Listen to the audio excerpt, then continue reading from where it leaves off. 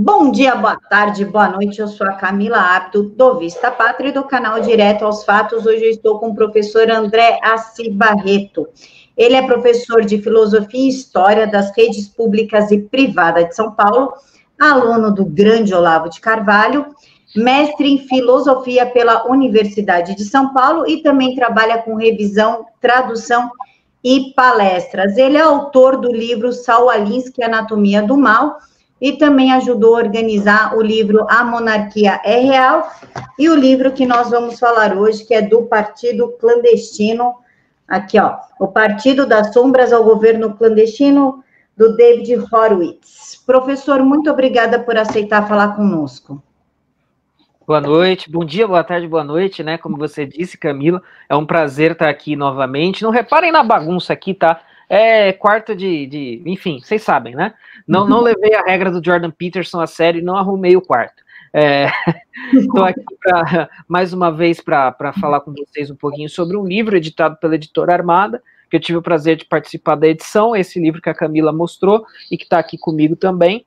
Foi feito em parceria com tradutores de direita, tá? Sempre dando esse destaque aí muito importante. A gente vai falar um pouquinho sobre o livro, a temática do livro, e aqui eu sigo, ó, quem reclamou do meu fumo na participação anterior, que eu falei da monarquia real, estou aqui fumando um charuto toscano, italiano, ó, aroma maravilhoso, homenagem à patrulha do tabaco, a patrulha da nicotina, é para vocês esse aqui, tá? É isso aí, vamos lá. Professor, muito obrigada. Professor, já vou começar com a pergunta para meio que define o livro. O que é o Partido das Sombras e por que é um governo clandestino? Certo, então o que acontece é o seguinte, qual que é a ideia? A ideia trabalhada no livro, ela é uma ideia que, para cada um ter tido ou não um contato com ela, depende do quanto a pessoa acompanha de política, mas vou pegar um caminho possível aqui. Quem acompanha um pouco de política americana, e acompanhou de 2016 para cá, né, ou seja, da eleição do Donald Trump até agora, talvez tenha lido o livro, talvez saiba muito sobre esse assunto, mas eu estou pressupondo aqui aquela pessoa que está meio lá, meio cá, que sabe alguma coisinha, mas não sabe muito. A campanha do Donald Trump, ela falou muito em drenar o pântano, né, drain the swamp, falou muito em deep state, né, o estado profundo. Então, quando usava-se essas expressões, do que estava se falando na verdade? Estava se falando de uma coisa parecida com aquilo que o David Horowitz usa para dar título a esse livro, né, do Partido das Sombras ao Governo Clandestino. Então, está falando do quê? De forças políticas que agem por trás dos panos, por trás da cortina, e que, na verdade, influenciam de uma maneira tão forte, tão grande, tão determinante, a ponto de formarem um partido das sombras, e uma vez que esse partido das sombras chega ao poder, um governo clandestino, ou seja, um governo que corre em paralelo e que determina uma série de coisas ali que deveriam, que são ou que seriam tomadas pelo governo oficial, né? Então o que você tem, na verdade, não é o partido que está ali na cara, o partido que está ali exposto, mas é um partido que age nas sombras e que, por sua vez, no momento oportuno, gera um governo clandestino, né? Então, ou seja, um governo que corre em paralelo ao governo oficial. Então, são forças políticas aí ocultas, ou não tão ocultas, mas mais ocultas do que as pessoas imaginam, né? Não são totalmente 100% ocultas, porque a gente está falando delas aqui, mas muitas de suas atividades são ocultas, desconhecidas, podem ser apenas deduzidas e tudo mais. E, inclusive, é por causa disso que as pessoas, dependendo de com quem você vai falar sobre esse tipo de assunto, a pessoa vai jogar o famoso teoria da conspiração, né? Então, isso é tudo, esse negócio do Jorge Soros, é tudo teoria da conspiração, o negócio do Foro de São Paulo, tudo é teoria da conspiração. Tal como essas coisas são que nem as fases do luto, né? Primeiro é a negação, depois é a relativização. Então, primeiro o cara fala, não existe Foro de São Paulo, não existe Foro de São Paulo, não, Jorge Soros é só um empresário qualquer, ele não faz nada, ele não faz nada, não faz nada. Depois que você prova por A mais B que essas coisas existem e atuam, aí o cara vai falar, não, existe, atua, mas não é bem assim, você tá exagerando. O mesmo cara que ontem estava dizendo que não existia, agora ele, não, existe sim, mas não é bem assim, você tá exagerando, tá levando sério demais, o cara não faz tudo isso. Mas quando a gente estuda o assunto a fundo e a fundo e a fundo, a gente descobre que o que você tem é um partido das sombras e um governo clandestino atuando aí e determinando o curso da política tal como a gente conhece, né? Então, para citar aí o Saul Alinsky, que é o autor também que eu escrevi o livro está no prelo, tá? Ele ainda sofreu um grande problema, mas vai sair, tá? Quem comprou o livro e está assistindo, saiba disso, o livro vai sair. O Saul Alinsky, ele tinha um princípio que ele falava: the issue is never the issue, né? A questão nunca é a questão. Então, em política, se a gente não analisa a política desse jeito, a gente está inevitavelmente fadado a não entender o que está acontecendo. Então, na política, a gente precisa muito distinguir a casca do que é o conteúdo, a casca do que está dentro. A casca sempre é uma coisa e o que está por trás é outra. Então, quando a gente vai falar da ação desse tipo de figura, pessoa, ideologia, a gente está falando de um partido da sombra que, por sua vez, gera um governo clandestino. Então, é basicamente isso. Professor, como, da onde, por que surgiu o Soros? Como é que ele começou? Então, vamos lá. O Jorge Soros, ele é atualmente ele é um bilionário, né, um empresário bilionário, nasceu na Hungria, enquanto a Hungria estava ocupada pelos nazistas, e até eu estava comentando com a Camila agora no bastidor, isso vocês podem buscar, porque isso é fato notório, mas o Jorge Soros, embora seja judeu étnico, ele foi colaboracionista dos nazistas, né, ele entregou outros judeus para as autoridades nazistas, o que já nos diz bastante a respeito da sua pessoa. Então, o Jorge Soros, ele é fundador do Quantum Group Funds, né, que é um setor de ações, né, de mercado financeiro. Mas o Soros, ele foi um cara, ele veio de baixo, né? Pelo menos a sua história pública de vida, ele era um garçom e que foi para a Inglaterra, foi para Londres, né? Trabalhou como garçom e financiou a sua faculdade na London School of Economics, que é uma escola de economia com bastante fama de tendência ao socialismo. Mas aí, enfim, estou contando a versão curta aqui, é claro, né? O Jorge Soros, então, começou a investir no mercado, começou a fazer investimentos altamente ousados, ganhou muito dinheiro e se tornou um empresário aí de sucesso, muito rico. A fortuna estimada do Soros atualmente é de 8 bilhões de dólares, tá? Segundo o ranking da Forbes de 2018. E esse é o Jorge Soros. Mas até aí, parece até uma história, tirando a parte de um judeu que entrega outros judeus para nazistas, mas se a gente remover essa parte, parece que é a história de alguém interessante. Pô, a história de alguém que venceu na vida, veio de baixo, ficou rico. Até aí, beleza. Então, qual que é o problema com esse cara? Bom, a partir de um certo momento da sua vida, principalmente a partir da década de 90, o Jorge Soros, ele foi lá, pegou uma parte considerável da fortuna dele e colocou na sua organização de filantropia, supostamente. Veja, estou vendendo aqui a coisa pública, tá? A sua fundação filantrópica, sua organização filantrópica, que é a Open Society, né? Então, a Open Society é o instituto, digamos, do Jorge Soros, onde ele usa, né, para financiar causas, ideias, enfim, que são causas e ideias que ele julga que devem ser financiadas e que devem ser patrocinadas. Então, isso começou em 1993. Então, já tem mais de 30 anos aí de história a Open Society. O que faz a cabeça do Jorge Soros são ideais, assim, razoavelmente liberais, né? Veja, pelo menos em Constituição, em fundação, né?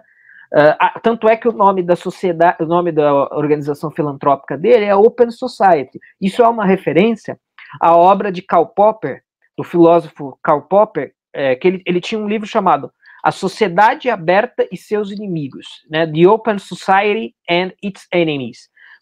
Só que o Popper está falando de uma coisa diferente, né? O Popper está falando que uma sociedade, ele está falando de uma sociedade aberta no sentido liberal, né?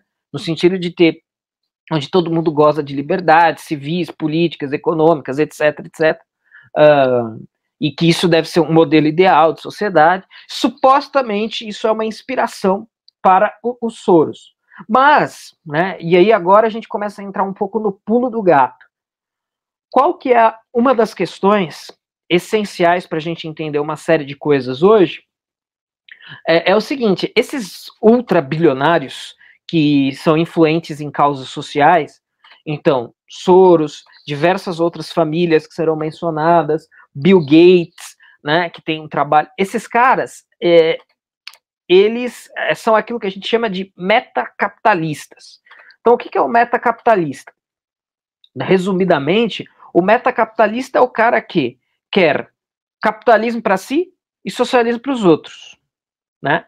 Então ele ficou muito rico graças ao capitalismo. Ele falou: nossa, o capitalismo é uma coisa muito boa. O capitalismo é uma coisa muito especial, muito preciosa. Tão especial e tão preciosa que eu quero só para mim. Para mim eu quero capitalismo, para os outros eu quero socialismo. Ou formas socializantes, socializadas da economia e da sociedade. Então, basicamente, isso agora a gente começa a pegar o pulo do gato da coisa, né? Começa a entender isso daí.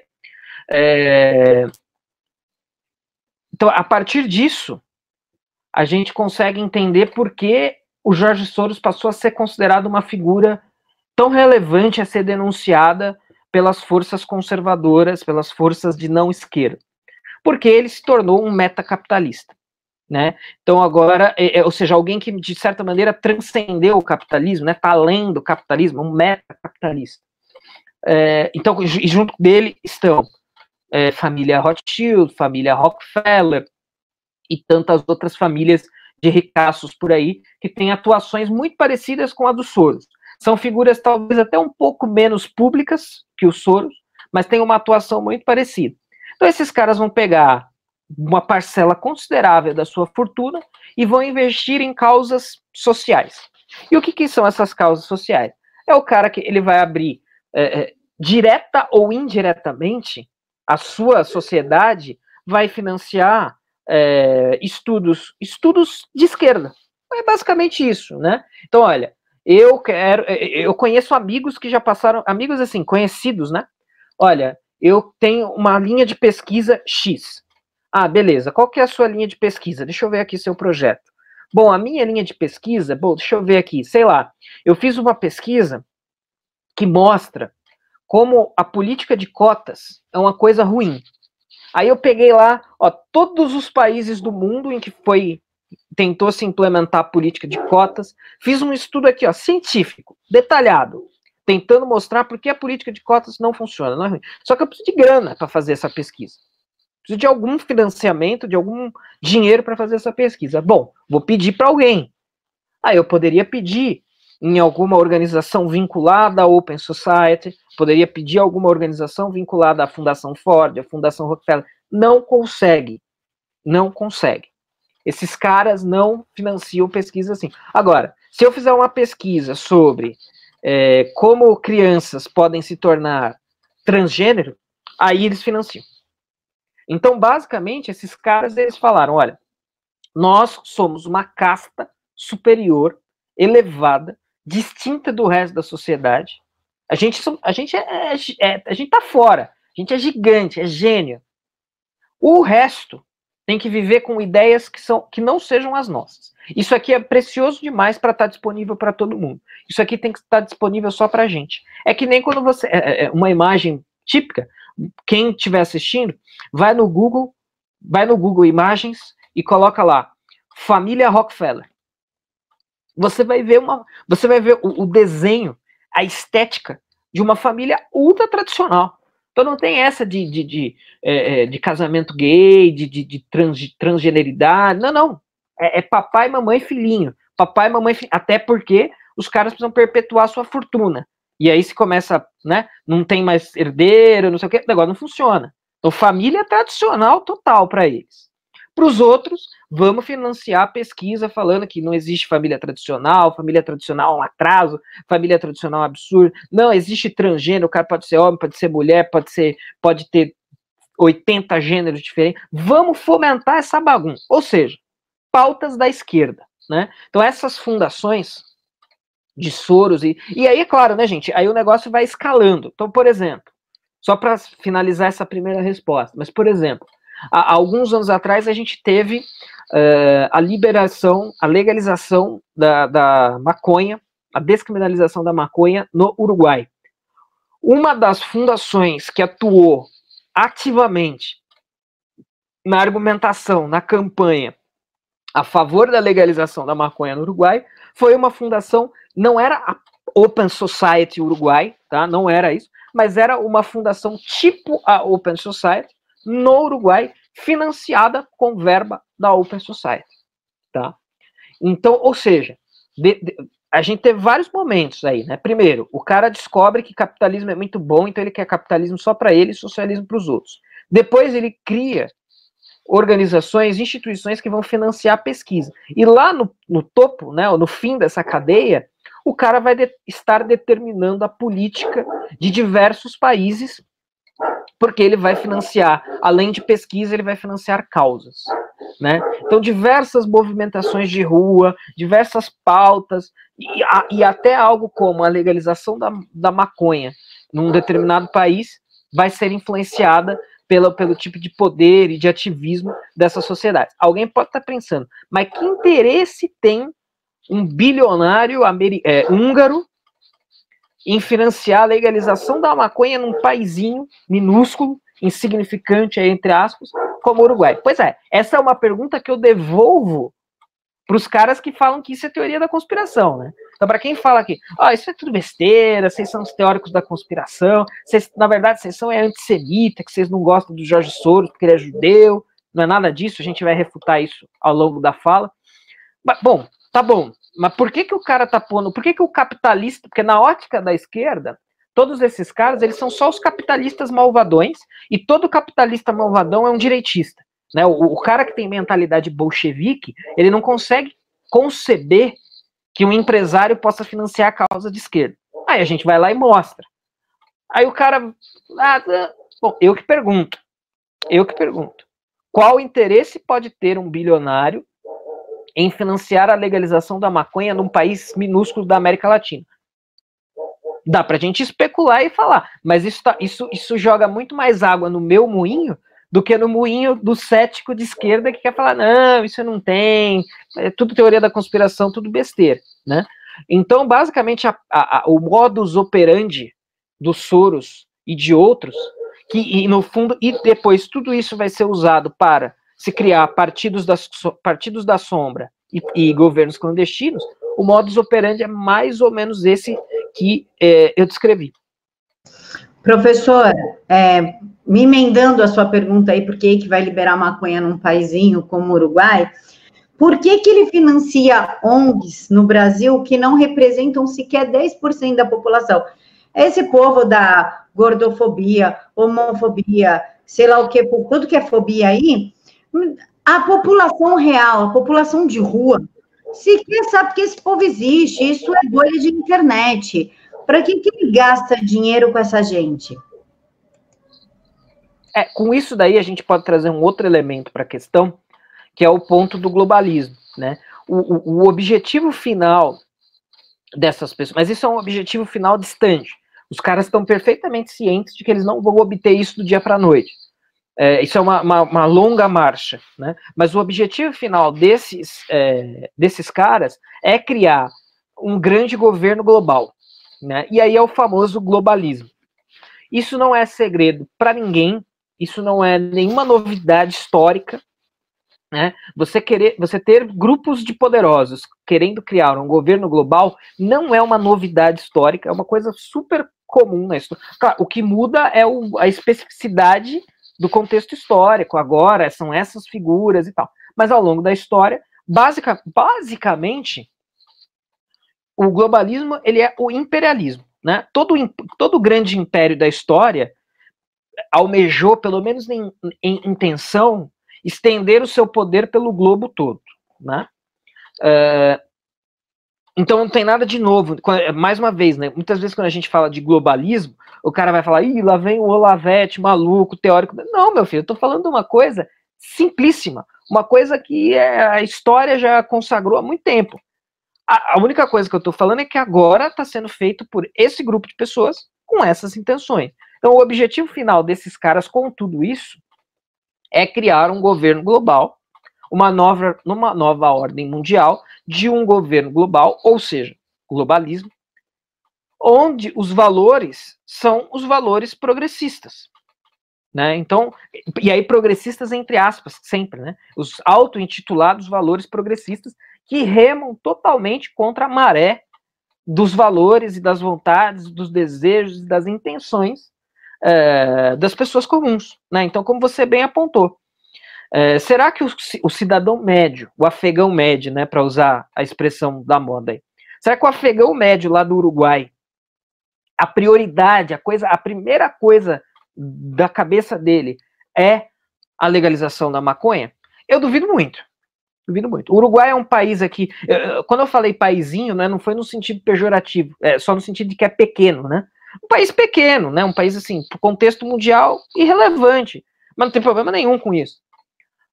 Será que, mas mesmo assim, deve ter seus problemas, deve ter não, com certeza, tem seus problemas, e eu duvido muito que para o cidadão comum, uma das coisas que o toque em primeiro lugar seja a legalização da maconha, né? E isso não é uma questão de entrar no mérito, se tem que legalizar, não tem, isso é até um outro debate, é uma questão de prioridade, hierarquia de prioridades, escala de prioridades. Olha, o que é prioritário?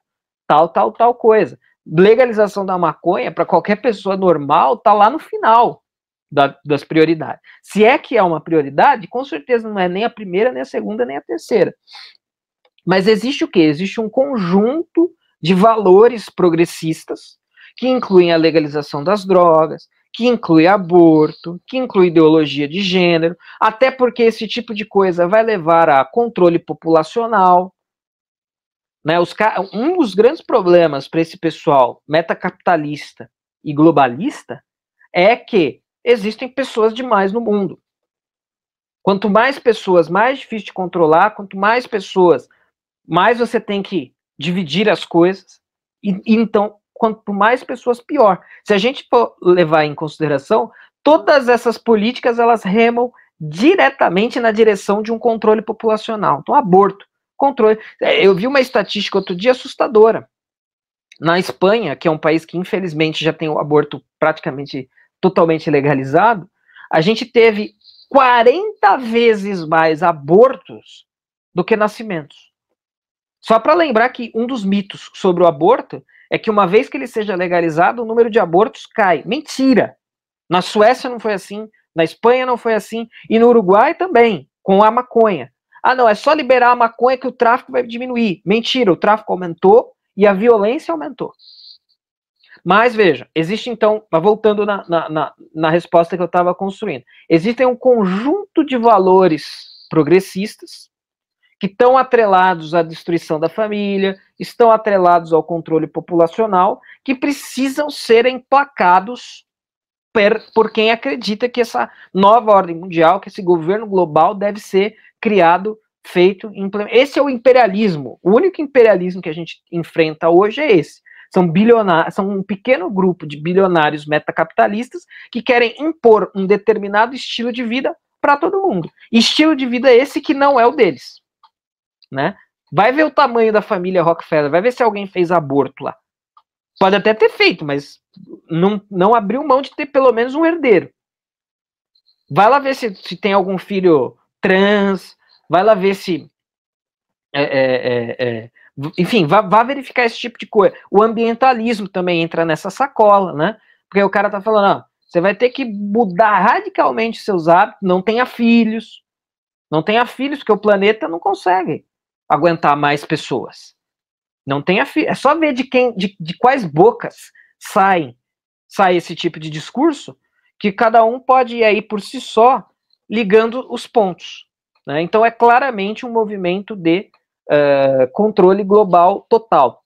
E então finalizando essa resposta, essas pautas precisam ser financiadas por pessoas como o Jorge Soros e outros, né, e os globalistas como um todo, a despeito de elas ainda não serem as pautas que tocam as pessoas.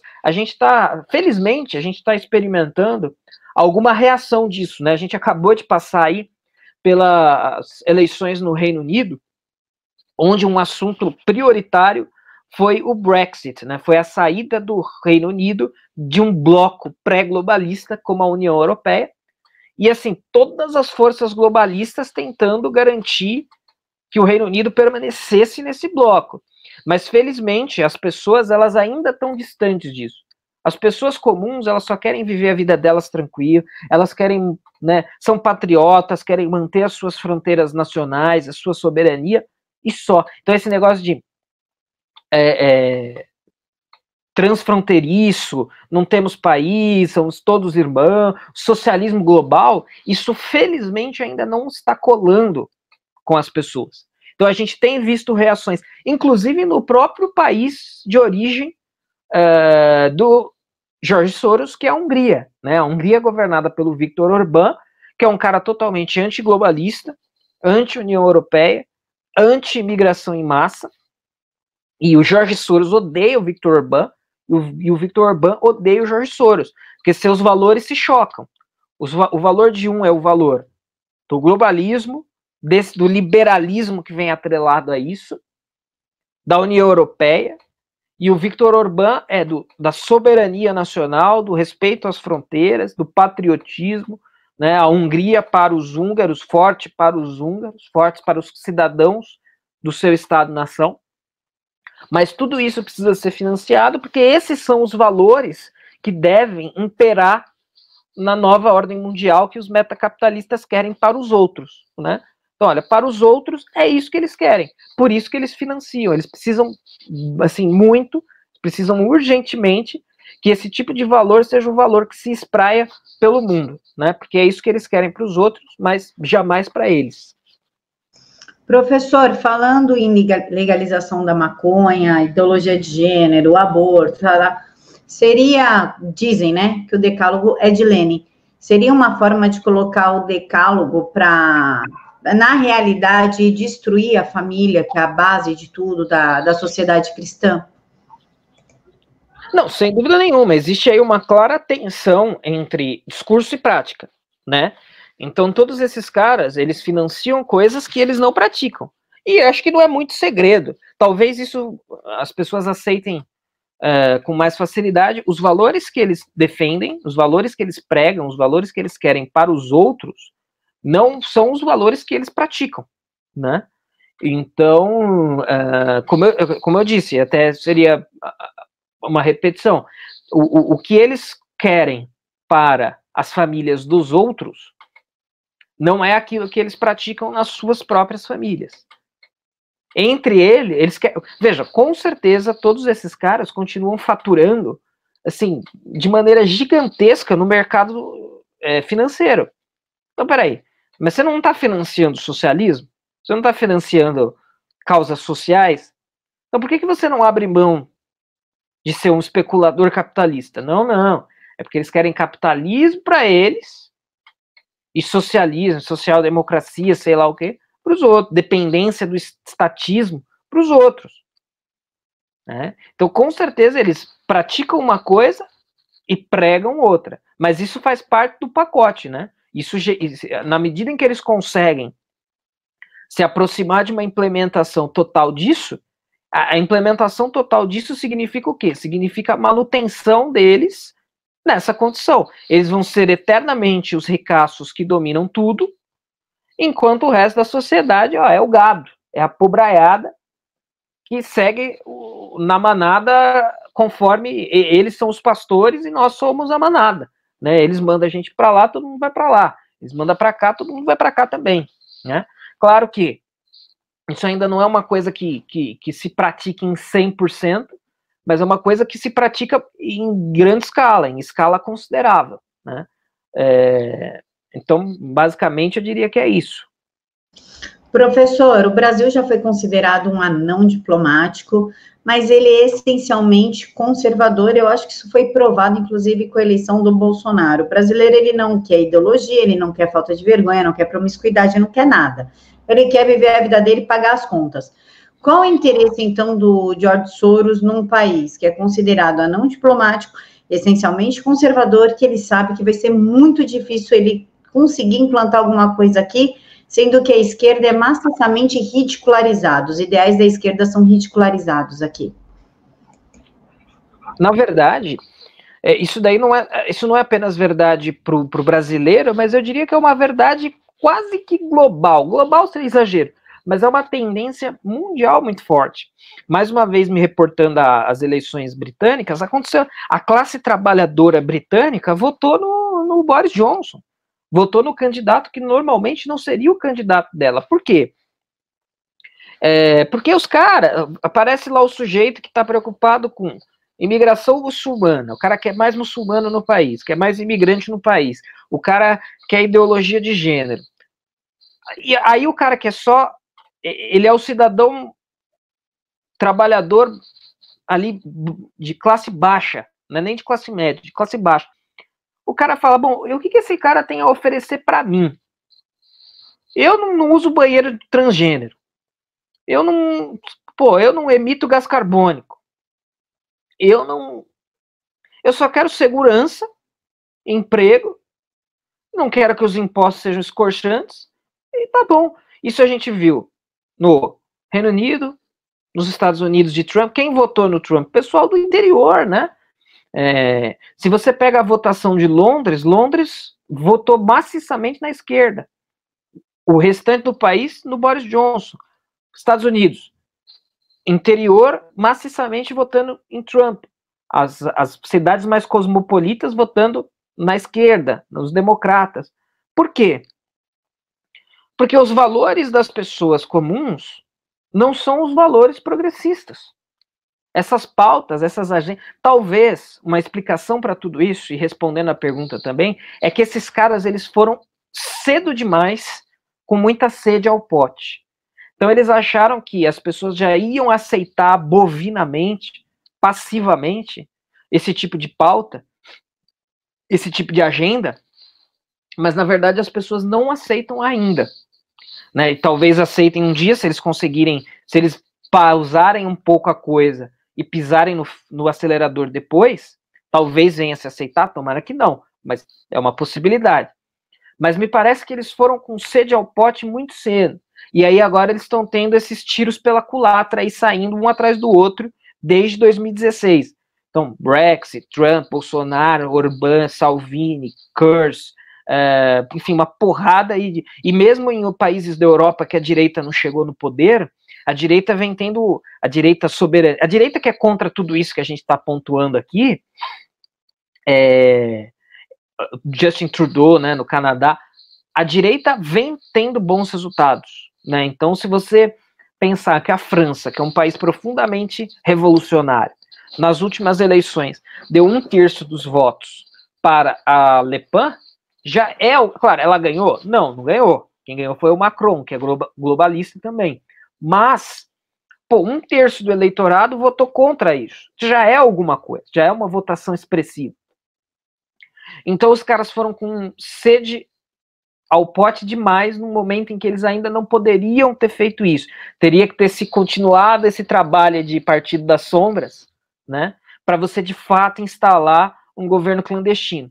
Aí os tiros saíram pela culatra muito cedo e chegaram ao poder governos e Bolsonaro no Brasil, que é claramente isso, né? É o cara autêntico, simples, religioso, com valores próximos aos valores das pessoas comuns, né? Mais ou menos ali tal, uma questão ou outra pontual, mas assim, era muito mais alinhado com os valores das pessoas comuns do que os demais candidatos. Aí as pessoas foram lá e votaram, né? Então, me parece que a resposta para essa pergunta, ela passa um pouco por isso. Os caras têm interesse nessa agenda, porque essa é a agenda de valores deles. Então, beleza, num determinado momento eles decidiram, olha, os nossos valores vão ser os valores progressistas.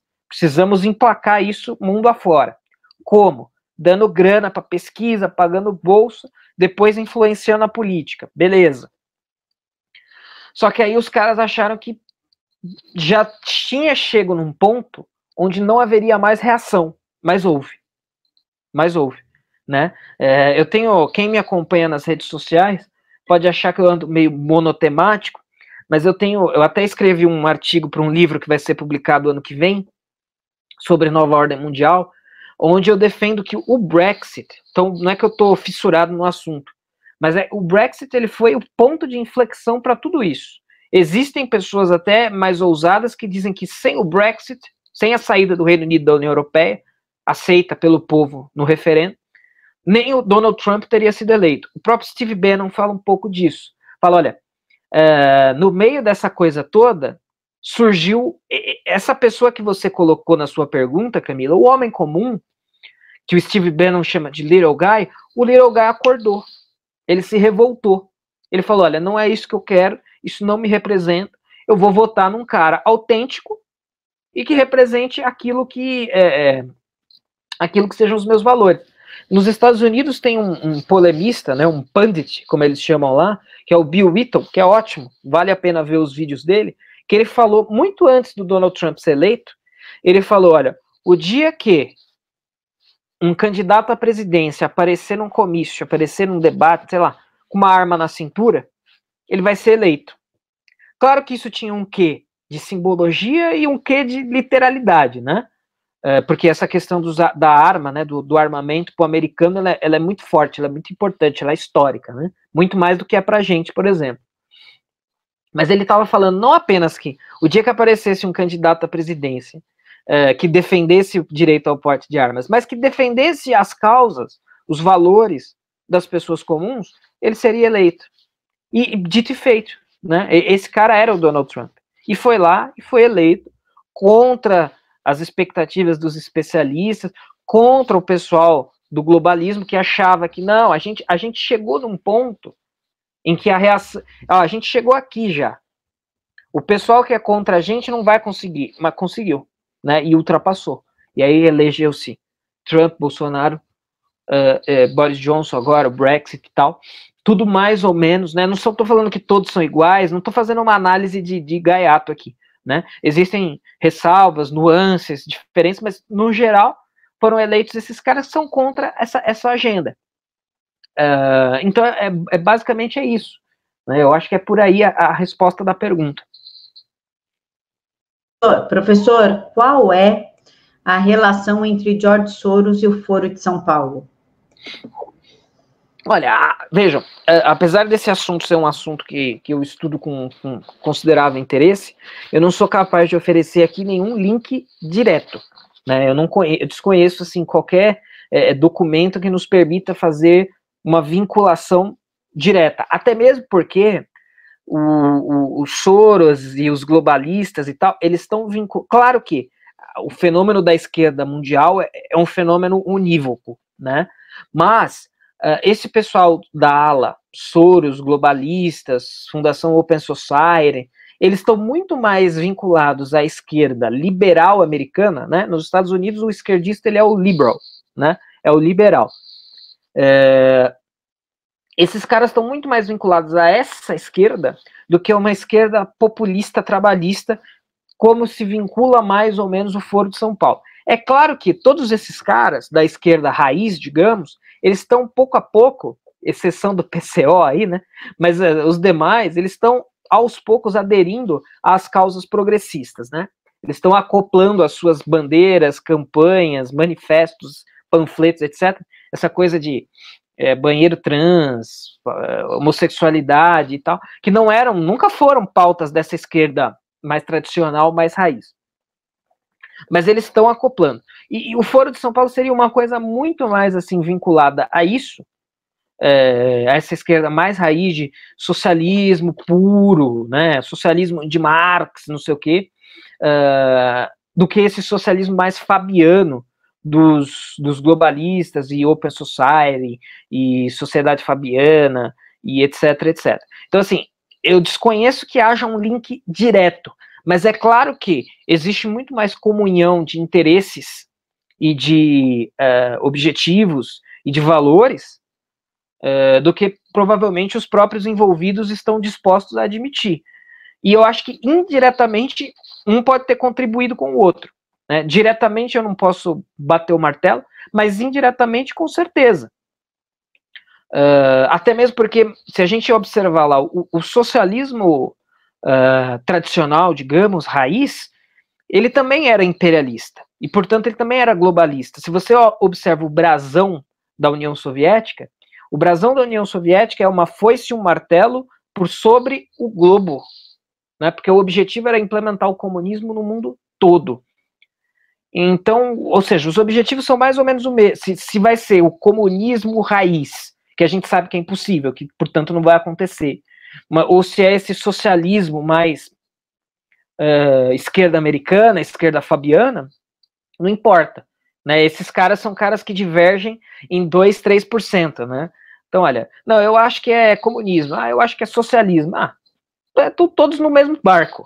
Né? Estão ali com 95% de acordo e 5% de desacordo. Então, estão no mesmo barco, estão se ajudando mutuamente, direta ou indiretamente. Então, mesmo que não haja, valeria aí uma pesquisa bem aprofundada, mas mesmo que não haja um link direto entre Soros e Foro de São Paulo, existe o link indireto de que os dois perseguem mais ou menos o mesmo objetivo, né? Um governo global com valores progressistas e que a gente poderia chamar de socialistas, de bem-estar social. Professor, o George Soros anda meio que presente aqui no Brasil, financeiramente falando, com as suas fundações, principalmente a fundação dele, a Open Society, está até no Sou da Paz, tem algumas ONGs feministas, inclusive. Qual foi a influência dele nas eleições petistas, nas 4 últimas eleições? Então, essa é uma resposta que se casa muito com a resposta anterior. Eu até acho, duas coisas que eu acho que é importante de serem pontuadas, e eu vou pontuar antes que eu me esqueça. Primeiro, eu estava até comentando com você no bastidor. O Márcio Scansani, que participou não, né, encabeçou a edição desse livro, ele tem uma tese que eu acho que é uma tese importante e muito válida. Ele diz o seguinte: o George Soros, ele é uma espécie de office boy desse movimento todo. Então é o cara que apanha de todo mundo entre aspas, né? Mas quem está atento a esse tipo de discussão e vai bater em alguém, bate no George Soros. Agora, existem outros que a gente não sabe, ou não tem certeza, ou sabe e até tem certeza, mas por alguma razão não está falando, porque o George Soros é um cara mais público. Então não se trata apenas... Por exemplo, no Brasil, quem está caminhando... Vejam, cuidado com o que eu vou afirmar aqui, né? Mas quem está se encaminhando para fazer uma coisa relativamente parecida com o George Soros é o Lehman, o Paulo Lehman. É um cara que, eu não posso aqui só encher a minha burra de dinheiro. Eu preciso financiar políticos, eu preciso financiar think tanks, eu preciso financiar ideólogos, pessoas, assim, sujeitos que vão pensar, que é o que o George Soros fez lá atrás. Né? Enchi o cu de dinheiro aqui, perdão da expressão, enchi o rabo de dinheiro aqui, agora eu preciso fazer aqui algumas outras coisas. Começa a financiar causas, pautas. Então, se a gente pensar, Tabata Amaral, que é uma pessoa diretamente ligada às instituições de José Paulo Lehmann, é mais ou menos esse tipo. Então, veja, o que eu estou falando? Eu estou falando que o José Paulo Lehmann elegeu a Tabata Amaral? Não estou falando isso. Então, a gente tem que tomar cuidado quando a gente procura esse tipo de elo. Né? Como eu falei, a gente precisa levar a sério o ensinamento do Alinsky, né? The issue is never the issue. Então, se a coisa está parecendo muito clara e evidente, é provável que não seja isso, porque em política é assim. Então, assim, não adianta a gente procurar por links diretos, porque essas pessoas elas não atuam assim. Esse também é o ensinamento do Saul Alinsky, né? O Saul Alinsky falava, olha, os caras que vão lá protestar na frente do Partido Democrata são idiotas. Você não tem que protestar na frente do Partido Democrata. Você tem que vestir um terno e ir lá para dentro, influenciar o negócio de dentro. Né? Então, veja, realmente um trabalho de sombras. uma coisa clandestina. Então não adianta a gente procurar muito também o zelo. É claro que vão existir, né? Esses zelos eles vão existir e eles vão escapar cedo ou tarde, hora ou outra, para algumas questões e outras. Mas não adianta também a gente ficar buscando esses elos diretos, porque eles não vão ser facilmente encontrados. Agora, veja, até foi importante você mencionar isso, porque isso casa com tudo que eu falei antes. Essas instituições, que a gente sabe que são instituições progressistas, essas ONGs, né, inclusive vinculadas a campanhas e ao discurso a favor do desarmamento, recebem dinheiro, entre outras instituições, Ford, Rockefeller, do George Soros. Então essa é a maneira a influência é muito menos, não é quem você coloca no governo, até porque essa é uma questão minoritária. O importante é você determinar tudo o que acontece por trás das cortinas. E como é que você determina tudo o que acontece por trás das cortinas? Pagando, financiando, elegi deputado, criei think tank, paguei ideólogo, fiz o escambau a 4, pronto, eu já criei o partido. Esse é o partido clandestino, né? Esse é o partido das sombras que gera um governo clandestino. Então, assim, certamente o Brasil está nessa rota, né? Certamente o Brasil está nessa rota, está nessa conta, por meio dessas instituições, dessas ONGs, de alguns políticos. Uma coisa interessante de se mencionar, quem porventura for discutir isso com algum esquerdista, e o cara vier falar que é teoria da conspiração, é muito simples. A esquerda sempre acreditou nisso. Isso que a gente está falando aqui, sempre existiu no discurso da esquerda. Só que de outro lado. Então, sei lá, você pega a Fundação Atlas, nos Estados Unidos, que é de fato uma fundação uma liberal econômica, né, liberal capitalista. Eles também têm os seus financiamentos ao redor do mundo. Eles também fazem isso. Quantas vezes a esquerda americana, porque os irmãos Koch financiam a Fox News. Pois é, realmente. Assim como o George Soros financia a tua ONGzinha. Por que você pode falar isso e eu não posso falar isso que eu estou falando? Por que falar do George Soros é teoria da conspiração, falar da Fundação Ford é teoria da conspiração, falar da Fundação Rockefeller é teoria da conspiração, mas falar dos irmãos Koch não é teoria da conspiração, falar da Fundação Atlas não é teoria da conspiração? Então, que se alguém tiver a oportunidade de discutir com essas pessoas, esse discurso aqui não é um discurso reacionário. É um discurso que a esquerda fazia até ontem e continua fazendo. Só que ela vai fazer com quem? Com quem incomoda ela. Né? Para a esquerda tem dois problemas aí. Primeiro, eles não vão fazer isso porque esses grupos e essas instituições estão financiando causas que são caras a eles. Primeiro ponto. Segundo ponto, para a esquerda é muito doloroso admitir que eles estão recebendo dinheiro de empresários. Né? Porque alguns esquerdistas, não, porque nós somos defensores do povo. Nós agimos e atuamos em defesa do povo. Então a gente não aceita dinheiro de empresários capitalistas malvadões. Aceita sim. Aceita sim. Mas o empresário é um capitalista malvadão, jamais que ele vai financiar uma causa esquerdista. Vai sim. Vai sim. E isso é fácil de provar, né? Boa parte desses direcionamentos são públicos.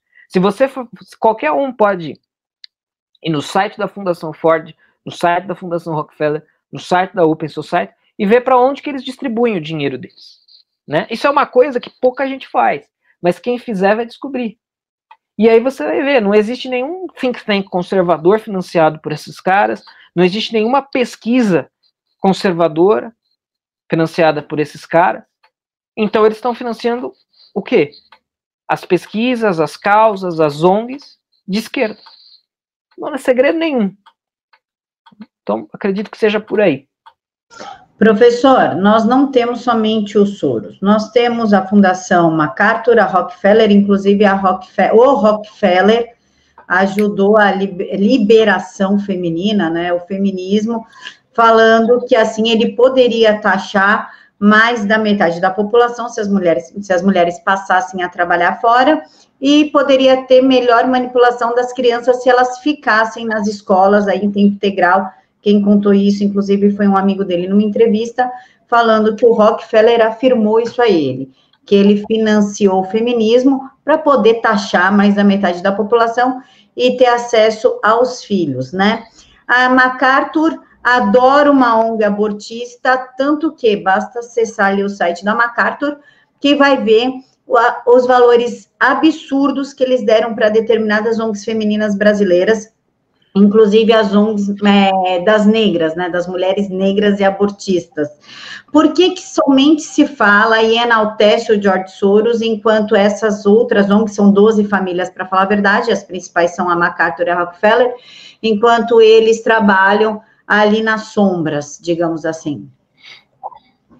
Veja, excelente pergunta, excelente ponto. Isso tem, vou responder aqui em vários níveis. Isso tem primeiro a ver com aquela tese que eu mencionei, que é uma tese que a gente precisaria investigar, é mais um feeling, né, do que uma tese.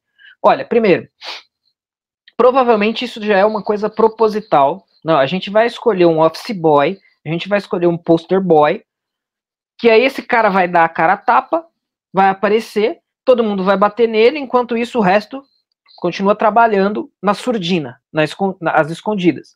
Então, provavelmente tem a ver com isso. A gente tem que tomar cuidado para nós mesmos não cairmos nisso, né? Fica só falando, só batendo em George Soros, esquecer do resto. Soros é um deles. Soros é o rosto, é o carro-chefe, é a infantaria, né? É a bucha de canhão. Existem tantos outros, muitos outros aí fazendo isso, como esses que você mencionou. Então, o que os une é, todos eles financiam mais ou menos as mesmas ideias, as mesmas agendas, as mesmas pautas, aborto, feminismo, né? Veja, o feminismo também está diretamente ligado ao controle populacional que eu mencionei.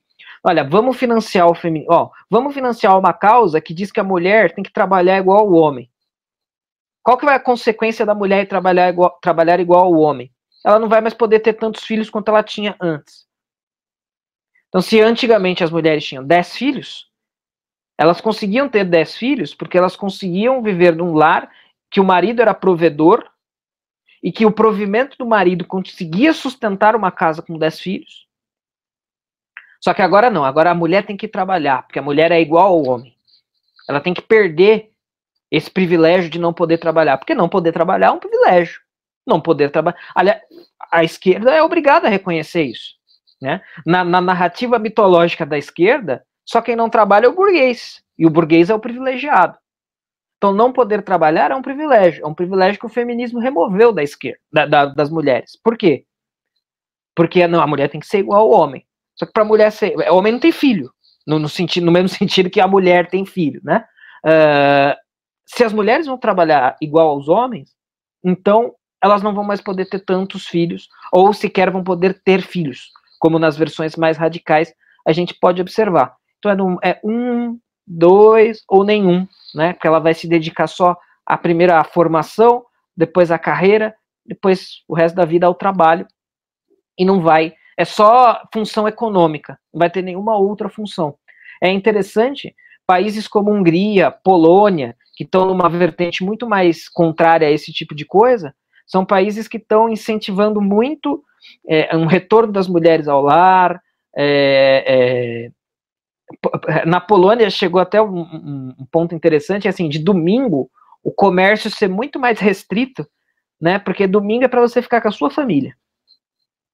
Domingo não é para você ir pro shopping tomar sorvete sozinho, é para você ficar com a sua família, né? Então, mas isso vai tudo na contramão dessas agendas, dessas pautas financiadas por esses caras, porque você vai ter controle populacional, no fundo é controle populacional e engenharia social. Os caras querem controlar tudo, os caras querem... Veja, você cria a dependência estatal. A dependência estatal, ela está na mesma linha. Ela está na mesma linha. Você vai cobrar impostos escorchantes. Aí, o marido não consegue mais ser o provedor da casa. Né? Se você é o provedor da casa, você tem a sua mulher e 2 filhos, são 4 pessoas para serem providas. Se você ganha um salário mediano e é surrado por impostos, o que tem que acontecer? Sua mulher tem que trabalhar, senão falta na sua casa. Sua casa não pode ser provida na totalidade.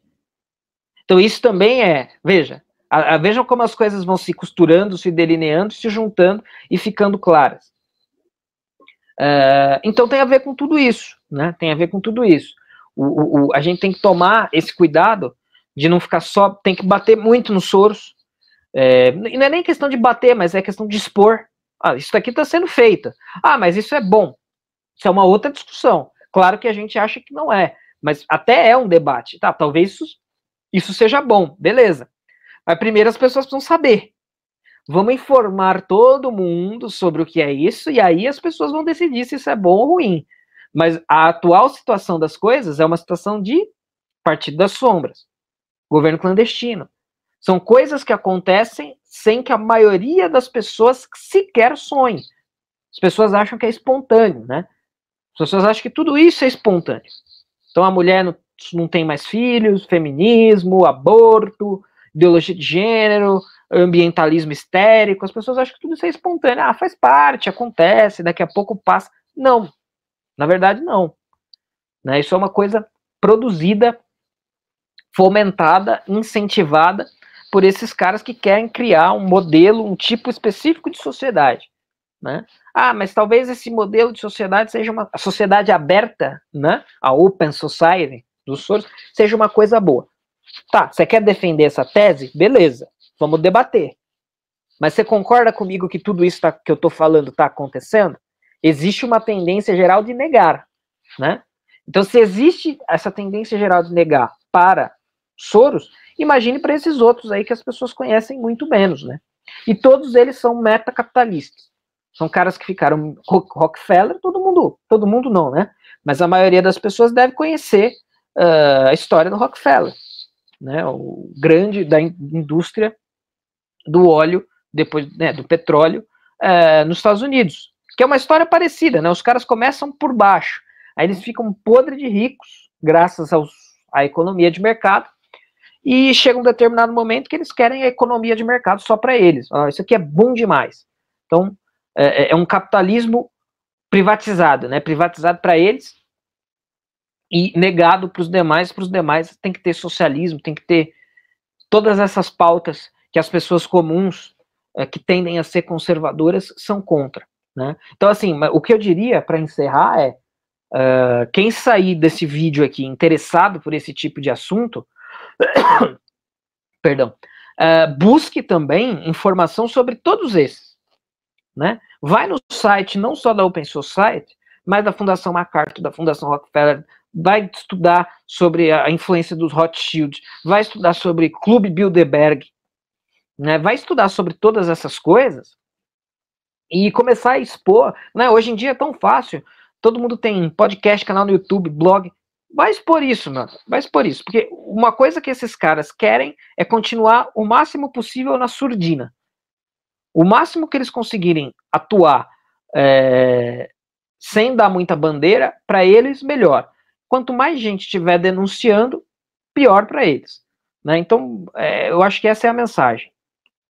O pessoal fala tanto, por exemplo, da família Marinho no monopólio da informação, mas quem, na verdade, é o magnata da informação é a família Murdoch, né? Murdoch. E nem se ouve falar no nome deles. A direita precisa correr mais atrás de quem realmente controla, querendo ou não, as nossas vidas.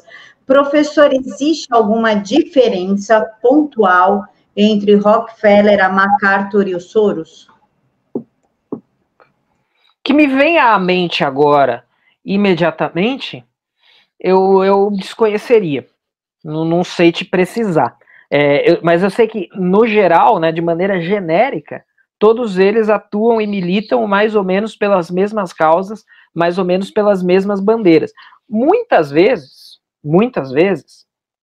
uma coisa que também pode confundir as pessoas.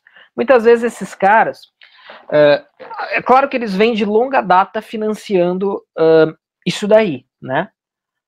Agora, não seria surpresa se a gente descobrisse, a gente citou aqui diversos políticos, né, que supostamente estão contra todos esses movimentos. Mas não seria surpresa se a gente descobrisse, é só um exemplo hipotético, tá? Um exemplo hipotético que eu vou dar aqui agora. Então a gente vai descobrir daqui 10 anos, sei lá, que o Boris Johnson recebeu uma grana dos Rockefeller. Estou aqui chutando uma coisa totalmente aleatória. Não seria surpresa e não seria contraditório. Por quê? Porque esses caras, eles são tão ricos e eles têm tanta liberdade para torrar essa grana deles, para ficarem mais ricos ainda, que, na verdade, eles podem investir nos dois lados. Eles podem investir em tudo. Claro que se eles fazem isso é porque não são dois lados, é um lado só. Mas na aparência de dois lados, eles podem investir nos dois lados, porque os dois lados são lucrativos para eles. Né? Então, se a gente descobrir que uma dessas fundações, na verdade, por algum momento, deixou de financiar uma causa, uma instituição, etc., progressista, isso não seria nenhuma surpresa. E não seria contraditório. Ninguém vai poder levantar o dedo e falar: seu louco, você falou que ele só financiava esquerdista, olha ele aqui financiando tal coisa. Não. Não, porque eles fazem isso porque eles também ganham do conflito. Né? Que exista algum conflito também pode ser um cenário possível em determinados contextos positivo e lucrativo para esses caras. Então pode ser isso também. Então assim, talvez tenham diferenças pontuais que eu não saberia te precisar aqui agora, mas em linhas gerais, a tendência geral dos últimos tempos é que eles estejam todos financiando mais ou menos as mesmas bandeiras, as mesmas causas, as mesmas manifestações, etc, etc. Professor, o senhor gostaria de fazer as suas considerações finais baseado no livro? Gostaria. Bom, esse livrinho aqui, gente, ele é um livrinho muito interessante. Não, assim, além dele ser, não é porque eu trabalhei na edição, não, tá? Mas além dele ser interessante, porque ele trabalha com as discussões que a gente colocou aqui, e é bastante centrado aqui na figura do Obama, né? Porque o David Horowitz é americano, mas serve, no geral, para todas as forças globalistas aí, né? O Macron, que está aqui na capa, Angela Merkel, etc. Então, o texto é muito bom. A gente tem uma apresentação do Flávio Gordon nesse livro aqui, muito boa. O projeto gráfico é bem legal, então, veja, tem uma capa bem interessante, aqui por dentro é bonitinho e tal. Tem a tradução primorosa do pessoal do Tradutores de Direita. Eu trabalhei também na revisão de texto e da tradução, mas a tradução deles foi maravilhosa, foi perfeita, porque eles são muito bons. Então é isso. Uma vez que a gente mergulha, é um livrinho fininho, você lê isso daqui em uma horinha e meia, você lê. Originalmente isso daqui era quase que um panfleto, né? O original desse livro aqui, se eu não me engano, tem 20 páginas, assim, grandes, né? Páginas, uma fonte bem pequena de PDF, que a gente colocou textos adicionais, e o texto aqui dentro também, mas tem bastante texto, o livro para em pé e tal, e a nossa edição tem um total de 134 páginas, né? Então é bastante até. Mas era uma coisa muito simples, que visava justamente denunciar isso daí, né? A existência desse partido das sombras, que gera um governo clandestino. Exemplificado muito dentro do contexto americano, exemplificado muito dentro do contexto dos Estados Unidos, mas que se aplica também ao restante da análise, e essa análise que a gente fez aqui na exposição toda. Então eu diria para vocês comprarem o livro vale muito a pena, pela importância da sua mensagem, é um livro bem feito, é um livro bem acabado, bonito, barato, porque é um livro pequeno, né? Nem sei quanto está agora, mas deve estar uns 40, 45 reais. Então, para um livro é um preço até que não é um preço barato em si mesmo, mas é um preço barato para o padrão dos livros. E é basicamente isso. Essa mensagem aqui continua importante, continua urgente, e é importante que o esforço de cada um em estudar e dar uma divulgada nessa mensagem é muito grande, porque os loucos, entre aspas, que se dispõem a tratar disso daqui são poucos. Então, se cada um não fizer um trabalho de formiguinha, de compartilhar alguma coisa, traduzir um artiguinho, legendar um pequeno vídeo e por aí vai, é muito, muito, muito difícil que as pessoas fiquem sabendo e que, portanto, isso daqui deixe de ser um partido das sombras e um governo clandestino. Pessoal, o livro é fininho, tá? Dá para ler em um dia. Tem bastante figurinha, tá? Tem uma folha preta, sim. Tem figuras, ó. Dá para ler rapidinho o livro, vale a pena comprar. Pessoal, muito obrigada por nos acompanhar até aqui. O link para comprar o livro eu vou deixar aqui na caixa de informações. As redes sociais do professor, Instagram, Twitter, eu vou colocar aqui embaixo também, que é por onde eu acompanho ele. Professor, o senhor tem Face? Tem o Facebook também, tem página e o perfil. O perfil tá com 5.000 amigos, mas pode seguir ou adicionar, que sempre vai surgindo vagas. E quem puder curtir a página também, eu agradeço muito, sempre é importante a movimentação, é André Assi Barreto. Eu vou deixar para vocês o link aqui na caixa de informações. Pessoal, o canal tem Apoia-se, então ajudem o canal, por gentileza. Fiquem todos com Deus, que Jesus abençoe a vida de vocês cada vez mais. Fiquem com Deus. Charuto toscano para todos vocês.